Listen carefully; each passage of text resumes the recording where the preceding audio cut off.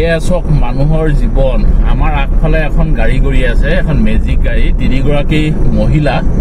বহি আছে এতিয়া বাজিছে এফালে ঘড়ীটো দেখাই দিমচোন এতিয়া বাজিছে 9টা এয়া 9টা বাজিছে 8:56 আকৌ দেখাই দিছো 8:56 মানে 9টা বাজিলে ৰাতি ধনিৰাম ককাইদো আৰু মই এফালৰ পৰা আহি আছো অনুষ্ঠানৰ পৰা আৰু আমাৰ আগে আগে এখন মেজিক গাড়ী গৈ আছে আৰু আপোনালোকে লক্ষ্য কৰক যে তিনিগৰাকী মহিলা গাড়ীখনৰ একদম পিছফালে বহি আছে আৰু তেওঁলোকৰ কাষতে আছে সেইখিনি সাকে সবজি অনা অৰ্থাৎ তেওঁলোকে বজাৰলৈ আহিছিলে আৰু আজি দেওবাৰ নহয় জানো বজাৰৰ পৰা ঘৰমুৱা হৈছে আৰু তেওঁলোকে একদম নিভাজ অসমীয়া তিনিগৰাকী মহিলা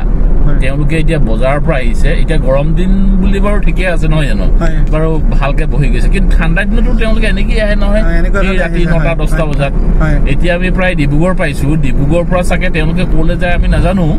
কিন্তু তেওঁলোকে বাৰু এতিয়া 9টা বাজিছে এতিয়া আৰু তেওঁলোকৰ ঘৰ পাওঁতে চাগে 10টা 11টা বাজিব যদি বহুত বেছি দূৰৰ পৰা আহিছে কিন্তু গাড়ীখন কিন্তু ৰেজিষ্ট্ৰেশ্যন AS23 তাৰমানে তিনিচুকীয়াৰ গাড়ী এখন তাৰমানে যদি তিনিচুকীয়া ডিষ্ট্ৰিক্টৰ যদি কোনোবা ভিতৰুৱা গাঁৱৰ পৰা আহিছে তাৰমানে এতিয়াও তেওঁলোকে ঘৰ পাবলৈ 2 ঘণ্টা লাগি যাব তাৰমানে 9টা বাজিছে এতিয়া আৰু 2 ঘণ্টা 11টা মানুহৰ জীৱন চক কেনেকুৱা তেওঁলোকে কিমান কষ্ট কৰিছে এই ৰাতি 10টা 11টা 12টা বজাত তেওঁলোকে ঘৰ পাবগে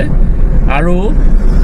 আকৌ চাগে কাইলৈ বা পৰহিলে তেওঁলোকে বজাৰলৈ যাবলৈ তেওঁলোকে আকৌ চাগে চব্জি ক'ৰবাত কালেকশ্যন কৰিবগে লাগিব নিশ্চয় আকৌ যাব লাগিব তেওঁলোকে কিমান কষ্ট কৰিছে নহয় জানো কোনোবা এভাগে খুব ভালো লাগে যে আমাৰ মহিলাসকল আজি তাৰিখত বজাৰমুখী হৈছে সেইভাগে চাবলৈ গ'লে ভালেই লাগে কিন্তু ইমান দিন ৰাতি একাকাৰ কৰি ইমান যে পৰিশ্ৰম কৰে চাওকচোন এওঁলোকে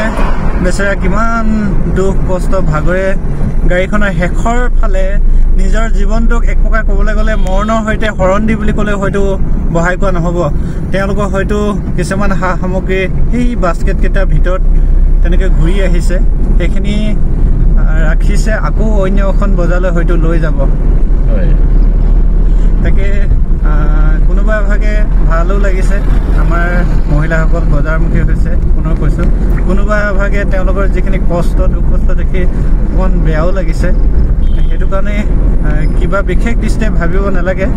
ভাল এটা মানে ইতিবাচক মন্তব্য আশা কৰিলোঁ নেকি হয়